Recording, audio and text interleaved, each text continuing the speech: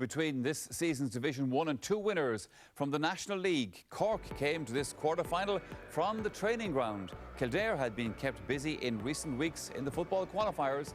Commentary comes from Darren Frehill.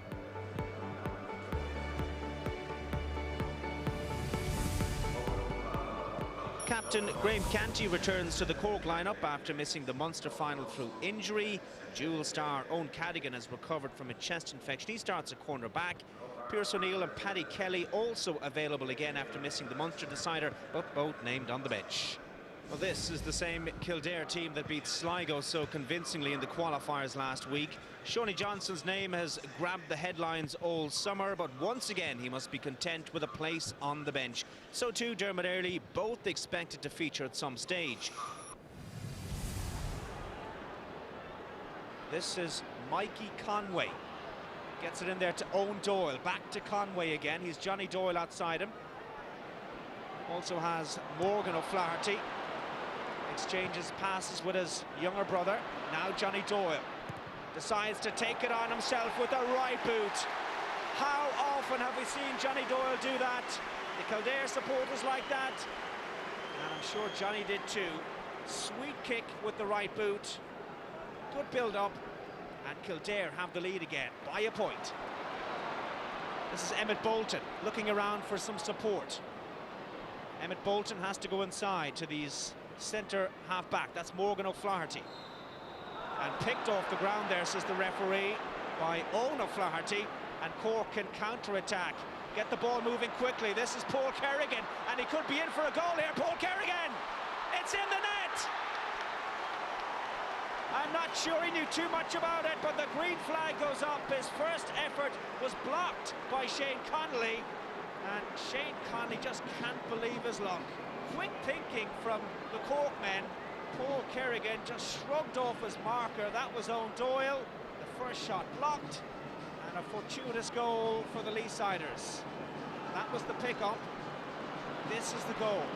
Came off the wing-back, Owen Doyle, and how unlucky is this for Kildare? An own goal, the second time in consecutive days we've seen it in Croke Park this weekend. Alan O'Connor is underneath this one. It's out for a Cork ball. Now, some of the Kildare supporters and players not happy with that decision from the linesman on that far side. Have another opportunity to see this one. Last touch certainly looked like it came off a Cork man. Might be an opportunity for a goal here. Cork threatening. It's in the back of the net, and it's Colm O'Neill who finishes from close range. Well, while we were watching the replay, and there will be question marks, should that have been a Cork ball in the first place? Quick thinking here. Colm O'Neill to Donnacha O'Connor, the return, and Shane Connolly in the Kildare goal had little or no chance. Cork lead 2-5 to 3 points. And Aidan Walsh cleverly tips that one on, and Cork come away with a great work. Here's Paul Kerrigan. Aidan Walsh is down on the deck, but Cork play on, looking for another score. There's 7 points to the good. This is Colm O'Neill, usually so accurate with the left. This one's dropping. Nicholas Murphy's underneath it. Murphy gathers at the second attempt. Now can he get a score? Hugh McGrillen, great defending from the Kildare cornerback, and the clearance can be complete now because there was a foul there on Johnny Doyle. Just ankle tapped as Aidan Walsh gets back up on his feet. Now the referee is going back because he wants to have a word here with Owen Doyle, who challenged Aidan Walsh as he broke away in that last attack. Good refereeing here from Joe McQuillan. Yellow card for Owen Doyle. Now James Kavanagh. Kavanagh trying to pick out Tomas O'Connor again, gets out in front of his marker this time. This is Alan Smith. Can he kick a point? He can. Much better from Kildare, and slowly but surely they're playing themselves back into this contest. Good work by Tomas O'Connor. This is why he's in the Kildare team. Got out in front of Owen Cadigan for the first time today. They lay off to Smith, and he scores his second point of the afternoon. 5 between them.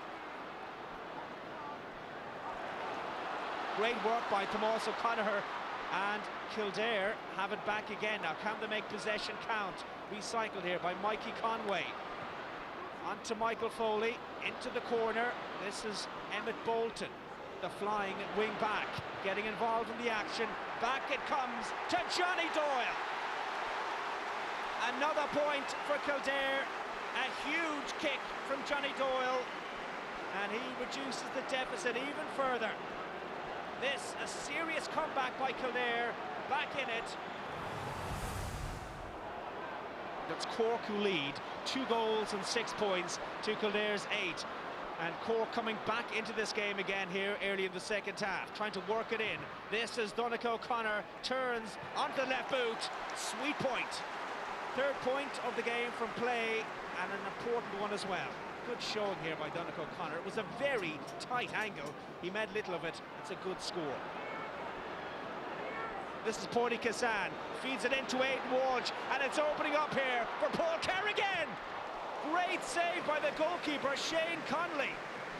Well, what a wonderful opportunity. Paul Kerrigan got in there, drilled it, but the goalkeeper just got the fingertips. And you're going to hear a little cheer in a moment, because Shoney Johnson is taking off the tracksuit. We'll stay with the play, coming forward. Aidan Walsh bearing down, and goal. Aidan Walsh, well, I'm sure he had goal on his mind. He holds the head after he kicked that one. Aidan Walsh, the man who scored that goal in the Munster decider, bearing down and goal, got away from his marker, just over. And there's a lot of off the ball going on. Cameras haven't picked it up. You might have got a glimpse of it there to the left of your screen. Play continues. Owen Cadigan, high challenge there by, I think it was Owen Doyle. And Owen Doyle, he's on a yellow already here. Owen Doyle with that high challenge on Owen Cadigan, and this could be big trouble for the Kildare wing back. It's a yellow, that means red. Owen Doyle is in for an early shower, and Kildare's uphill battle has become a mountain. Double scores, there's 8 between them, and now they're down to 14 men. The Leesiders did have a little worry before half-time, a little slip after scoring their 2nd goal, but they've just turned it on again here at the start of the second half, and they're surely on their way now to an All-Ireland semi-final. Here's Paul Kerrigan, dancing around the challenge of Peter Kelly. Still Paul Kerrigan. He's a wonderful turn of pace, Paul Kerrigan, on the left boot, looking for a point and getting it. Well, Paul Kerrigan involved in that own goal in the first half, and the Cork lead is now 2-13 to 8 points. That's 19 points to 8. There's 11 between the sides. 9 weeks ago, played Clare in the Munster final. Didn't really have to break a sweat in that contest, unfortunately. And lots of people questioning maybe they'd be rusty today, but they've answered all the critics, and they've turned on the style, and they haven't really had to break a sweat either, have they? This is Páidí Cassan, scored a point in the first half, gets a 2nd. Yes, that's number 5 on his shirt. And Páidí Cassan moonlighting as an attacker in this game. That is a beautiful strike of the ball. Lots of space here for Dermot Earley. He's got James Kavanagh on his left-hand shoulder, decides to get that ball into Shoney Johnson. Shoney Johnson being marshalled by Michael Shields. Back it comes here to Alan Smith. Kildare looking for their 2nd point of this second half, and they get it. It's Alan Smith, his 3rd of the game.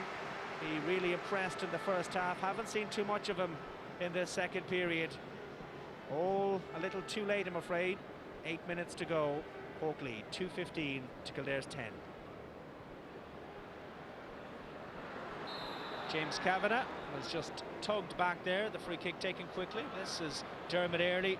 Dermot Earley having a look at the post and popping that one over the bar. It's all consolation at this stage. Dermot Earley showing the scars of battle. Coming onto this quickly taken free kick and sending it over. It's their 11th point of the game. And it's Cork who have put down a serious marker this afternoon. They really are contenders as they come forward again with Colm O'Neill giving it into Paul Kerrigan. Kerrigan happy to take his point. His 2nd point of the game. It's 218 to 11 points.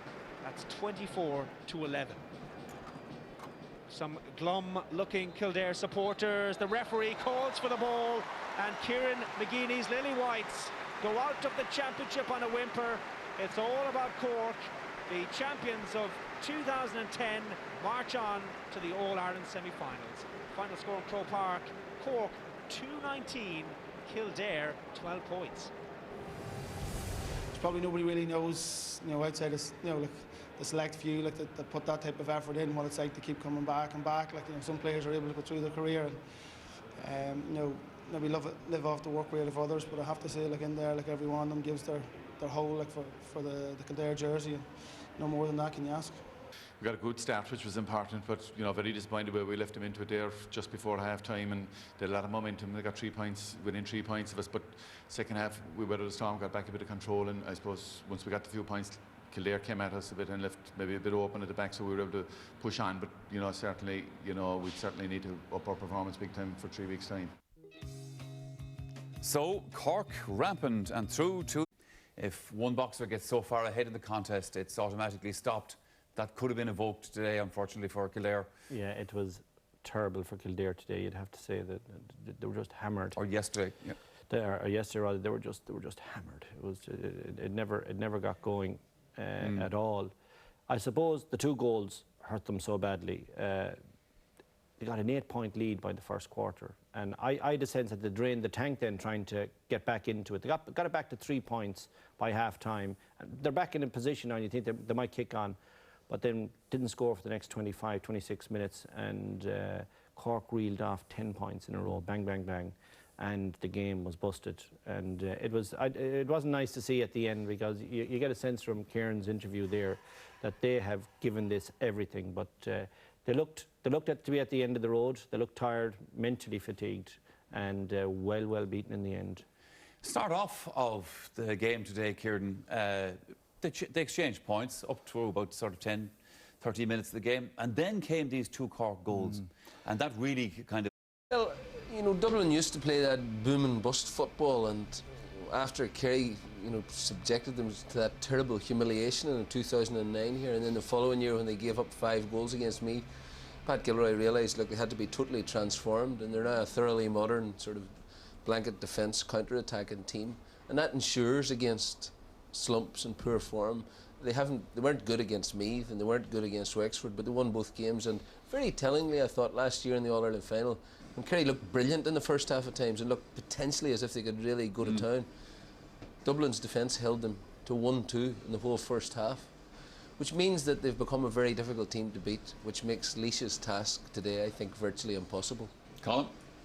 Yeah, I tend to agree. Dublin played for as long as they wanted to in the Leinster final, and they became a bit complacent and let Meath back into it at the end. And from Pat Gilroy's point of view, I think it was probably the best thing that ever happened, because even the body language of the Dublin players after the Leinster final signified a team who were happy enough to win, but not very happy with the way they allowed Meath to come back at them in the end of that game. So I think that Dublin will be a bit more fired up for this one. Remember, last year it was in the quarter-final where they really started their run against Tyrone, when they put on a great display here, and I think that they will be really wound up for this. Maloney. Here's Owen O'Gara, some early sorting out in Croke Park. Diarmuid Connolly, Michael Darragh McCauley was screaming for that. Connolly ran into traffic. Now it's Paul Flynn looking for the first point in this quarter-final, and it goes over off the bar. But Dublin take the lead in the 5th minute.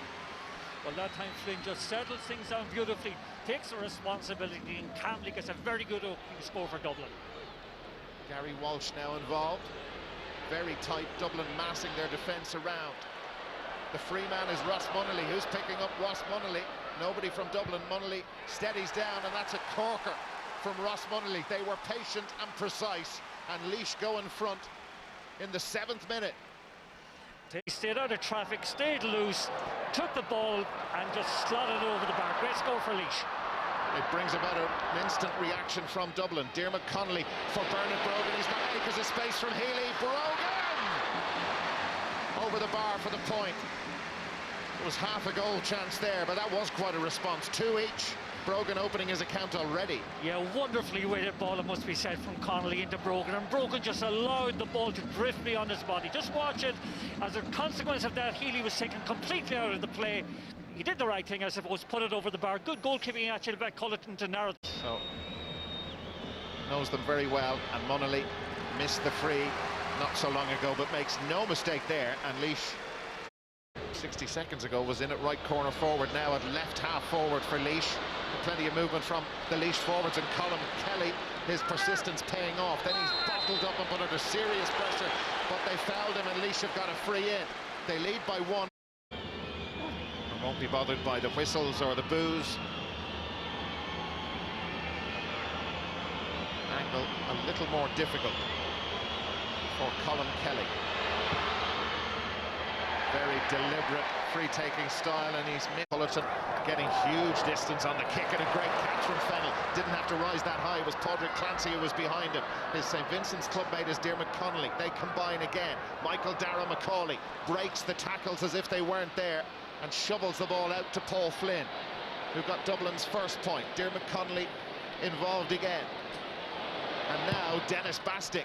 And Bastick has slotted that one over.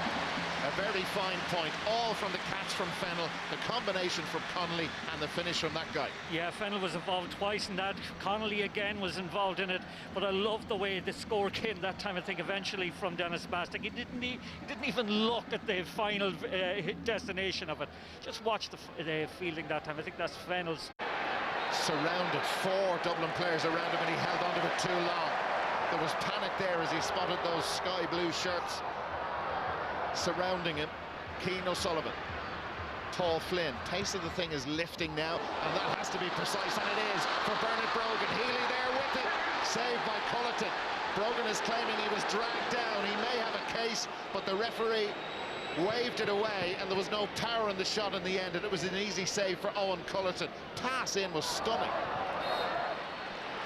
And the Billy Sheehan goes around Nolan, and then Fennell is there to tackle him. Gary Walsh for Laois. Great point. Really, really good point. Yeah, that's a lovely bit of combination again. I was just saying to myself, why isn't Sheehan shooting? Maybe he doesn't kind of have confidence in his shot. And Bernard Brogan puts that over. Here come Laois. Billy Sheehan. Dublin kicking a fair bit of ball away. Conor Boyle waiting for the cavalry to arrive. Brendan Quigley putting huge distance on that. Sits up for Padraig Clancy. Couldn't do an awful lot with it, and Clancy capitalising after the mistake. Now it's Colin Begley. Begley trying to hold on to that brilliant point. Really fine score from Colin Begley. Yeah, from the sideline ball over on the far side, which they made a mess of. Laois do this. That's right, and just credit Clancy that time, following a lost cause, kept it in play, give it to Begley. Great score. Laois by 5-4. Again, Dublin try and react. Owen O'Gara foul. No further action against him, and Bernard Brogan has got 1 free already, and there's 2. And Dublin have been playing catch-up since Paul Flynn scored the first point of the match. Cluxton has missed 1 free already. That's his favourite side, and kicking into his favourite goal too.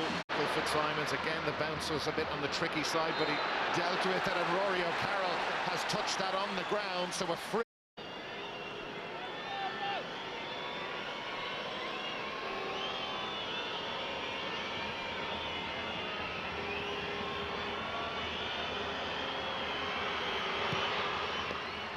Over it goes.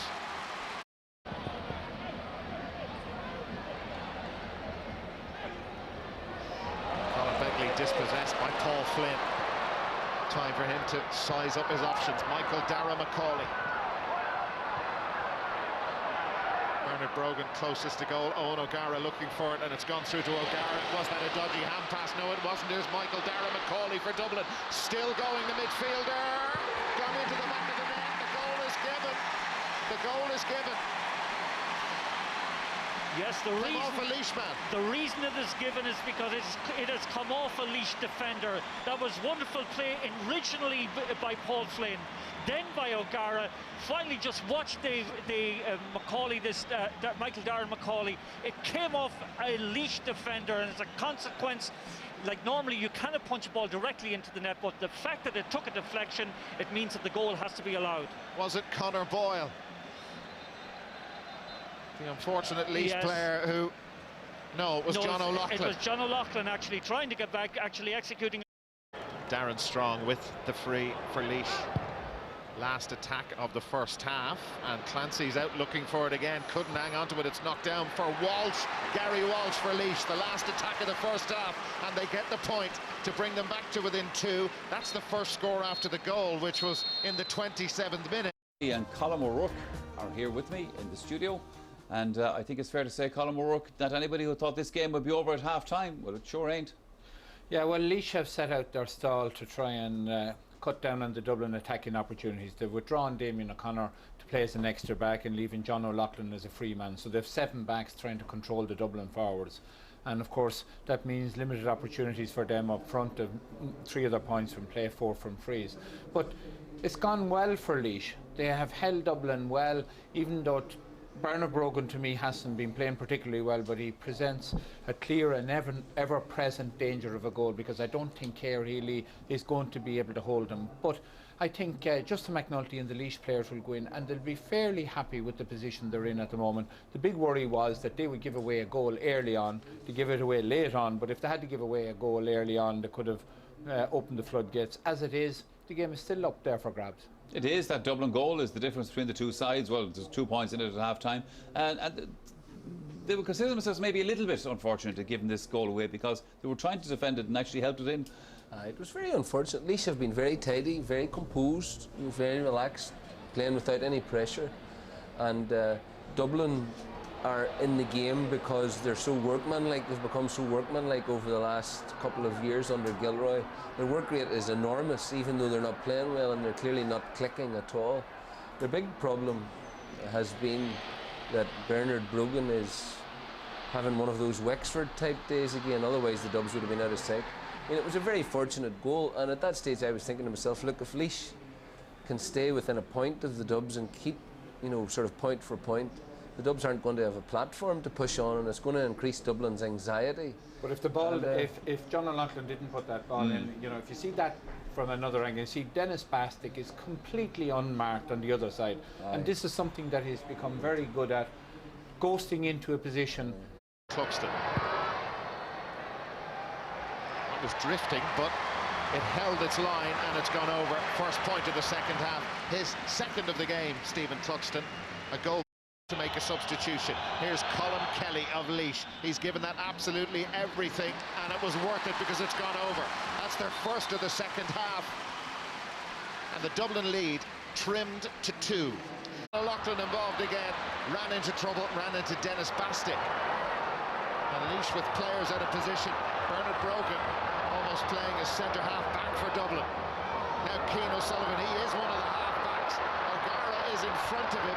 Popped back to Paul Flynn. He scored earlier in the first half for Dublin, and he knows where the post is, and he knows when he gets in front of them how to slot the ball over.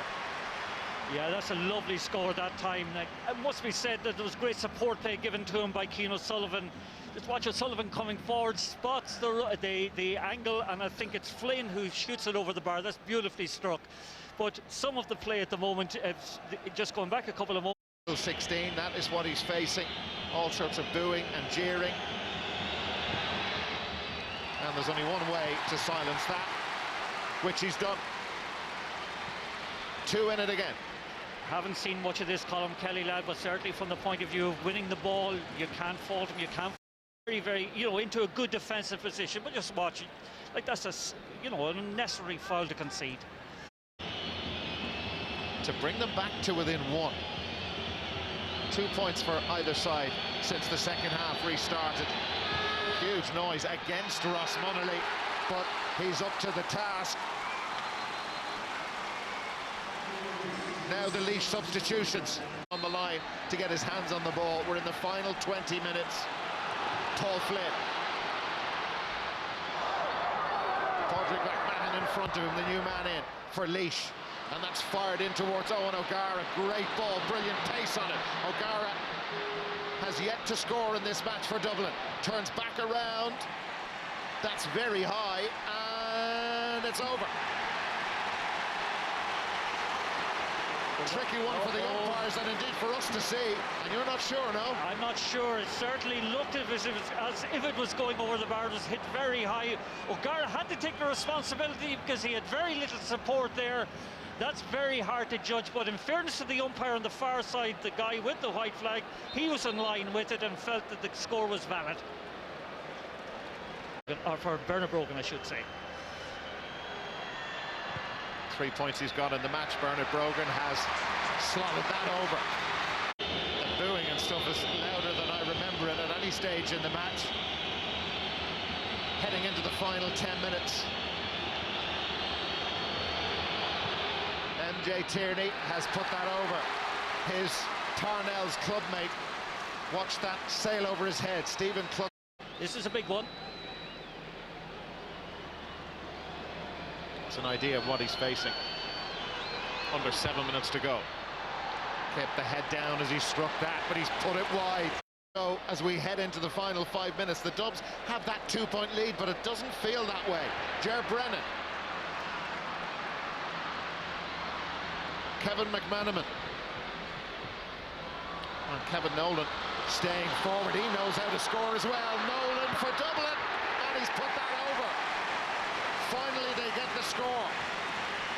Their first in 6 minutes, and it's come from the centre-back, Kevin Nolan.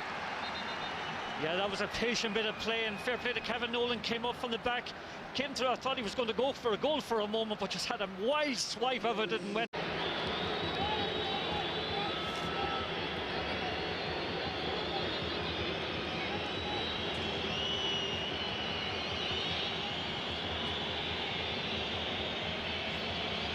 His last one barely cleared the crossbar. More air on it this time from Tierney, and he's put it over.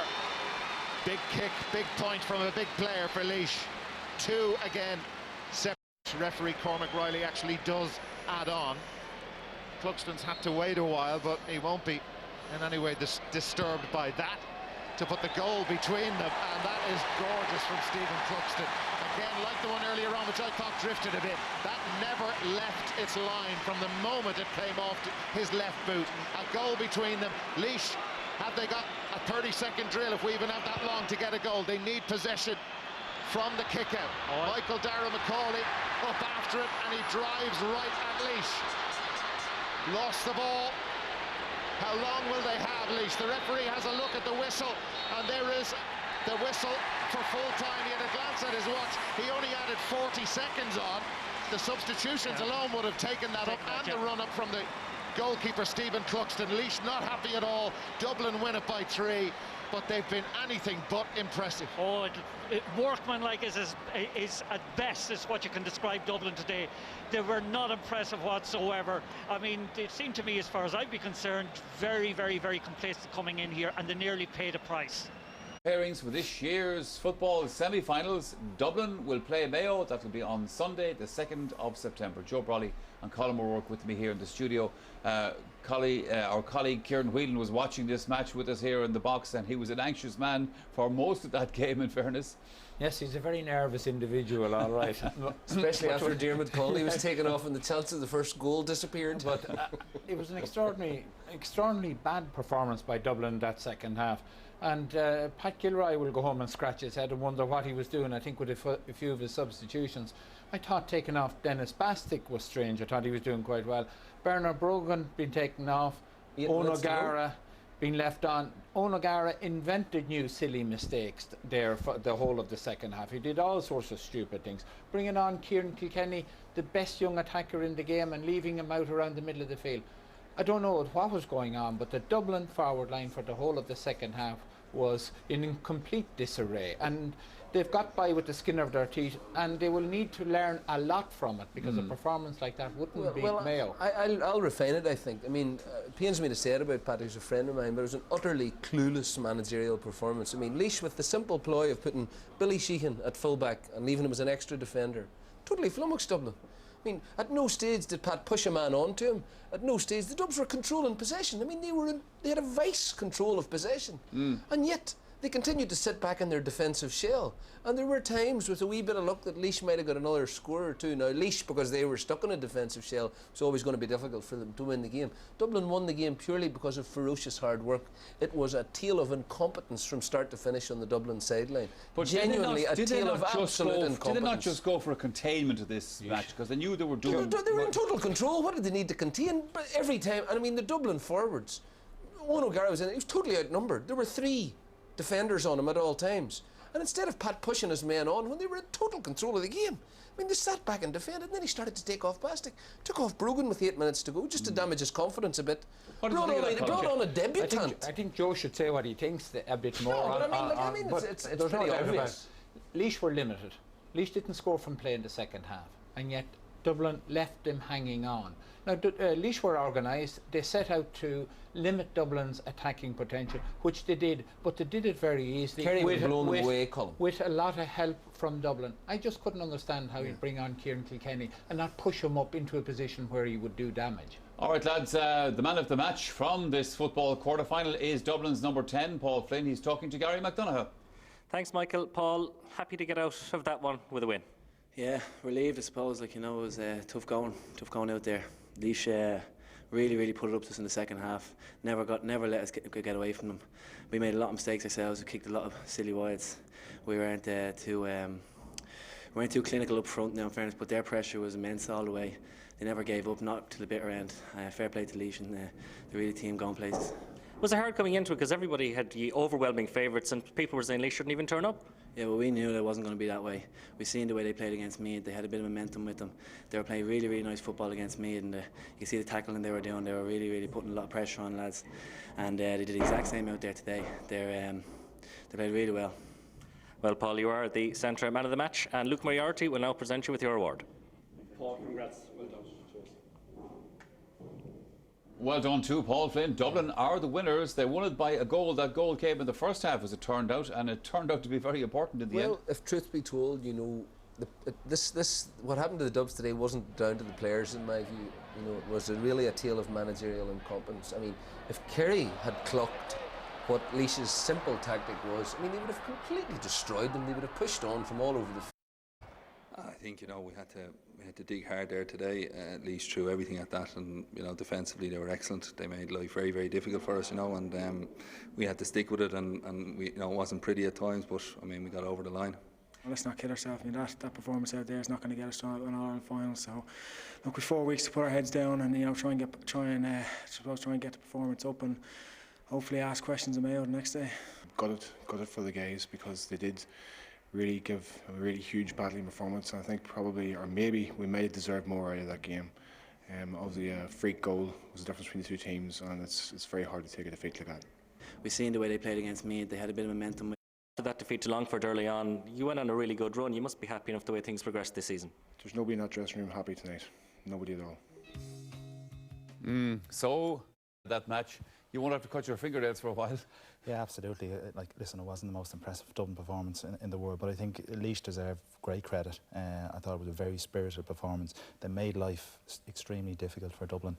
They implemented a game plan to damage limitation to a certain degree, and I don't think Dublin probably reacted that well to it. Dublin probably should have. The Laois forward line never really offered a threat. They got 4 points from play. To only 2 of their forward line scored. Dublin should have maybe pushed on a bit, and it was in Dublin's forward line where they just lacked a bit of shape and they lacked a bit of cohesion, and you know, Bernard wasn't going that well inside, and you know, there's a few substitutions that were a bit strange. You know, Kieran Kilkenny came on and his threat is in close to goal, but he played out around the middle.